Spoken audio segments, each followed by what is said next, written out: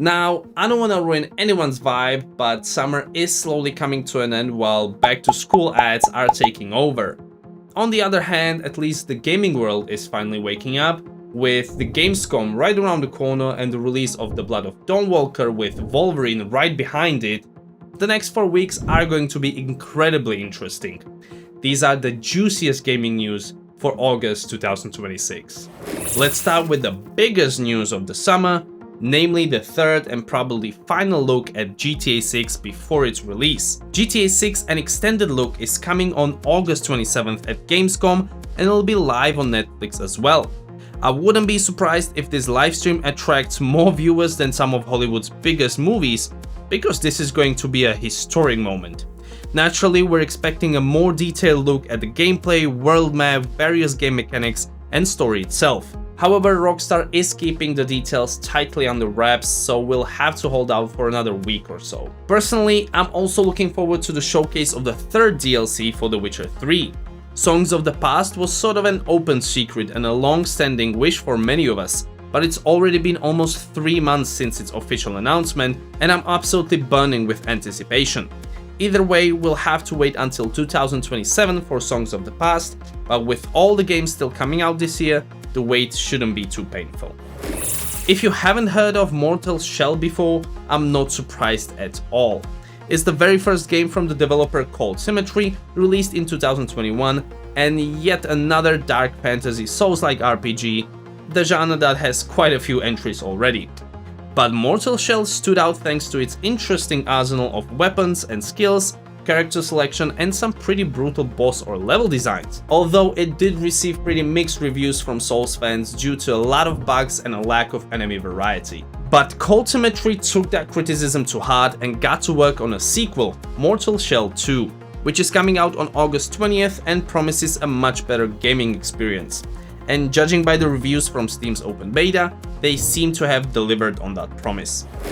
From the Middle Ages, we're going even further back in time, all the way to the height of antiquity. And if you loved Assassin's Creed Odyssey, this is a game for you. Resonance: A Plague Tale Legacy is the third game in the incredibly impactful Plague Tale series, and this time we're heading to ancient Greece, to the island of Crete, where the feared Minotaur was once supposed to have been hidden inside a massive labyrinth. What we'll find inside that labyrinth, however, we'll discover on August 27th. Hideo Kojima became a legend in the gaming world for one reason above all others: Metal Gear. This franchise is to the gaming industry what Iron Man is to superhero movies. It proved that games don't have to be shallow entertainment for children, but can have relatively deep stories, serious themes, and be a legitimate form of art. But enough gushing, let's get to the point. The Metal Gear Solid series has been gradually remastering its original titles, and after the first wave brought the first 3 games to PC, they're continuing with Metal Gear Solid Master Collection Volume 2. This collection includes the 4th and the 4th and a half entries, Guns of the Patriots and Peace Walker, as well as a port of the handheld title Metal Gear Ghost Babel. Don't expect any miracles from that one though, it was originally released on the Game Boy Color. If there's one game that I'm looking forward to at least slightly more than GTA 6, this is it. And yes, I've been praising the Blood of Dawnwalker for months now, but what can I do when this is the closest thing to Witcher 3 I'm going to get for the next year? Anyway, the game is set in the 14th century in the Carpathian Valley. This most likely means Romania, which is the country most strongly associated with the game's vampire theme, although it's possible that certain parts of the world will also be inspired by Poland, Slovakia, or the Czech Republic. In the game, we take control of Cohen, who becomes a half-vampire after his family is kidnapped. During the day, he retains his kind human side, but after nightfall, he transforms into a bloodthirsty monster. One of the most impactful choices throughout the game will be deciding how much we help others, whether we show mercy to our enemies, and most importantly, which side of Cohen we develop the most. Will it be his compassionate human side during the day, or the immense power we gain from his vampiric abilities at night? But alongside this moral ambiguity, the game also introduces an original and very interesting gameplay mechanic designed to give our decisions more weight. Our main mission is to save Cohen's family, but unlike in The Witcher 3, where we could spend years playing Gwent and completing side quests, in Blood of Dawnwalker we only have 30 in-game days to save them.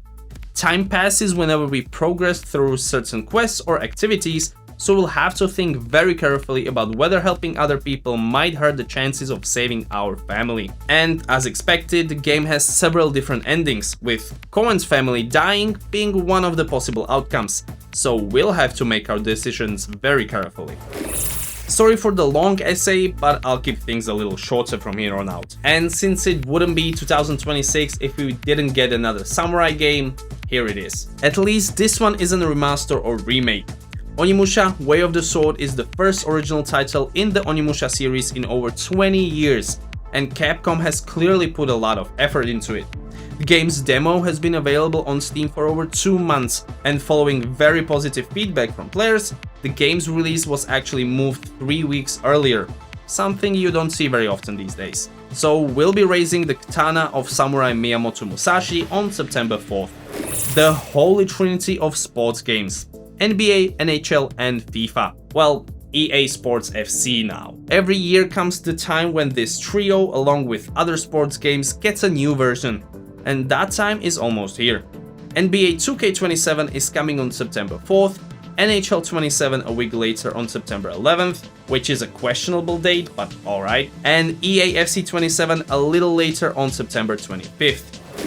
Insomniac Games is the studio behind 3 incredibly successful Spider-Man games, and Marvel is apparently so happy with them that they've entrusted them with another superhero adaptation. A superhero who's not as merciful and laid back as Peter Parker. Of course, I'm talking about Logan, better known as Wolverine. We can look forward to a pretty generous selection of familiar mutants, a linear storyline, plenty of action, and even more blood. And you can look forward to seeing me again in a month, probably around Wolverine's release date. Until then, I'll be busy playing Dawnwalker.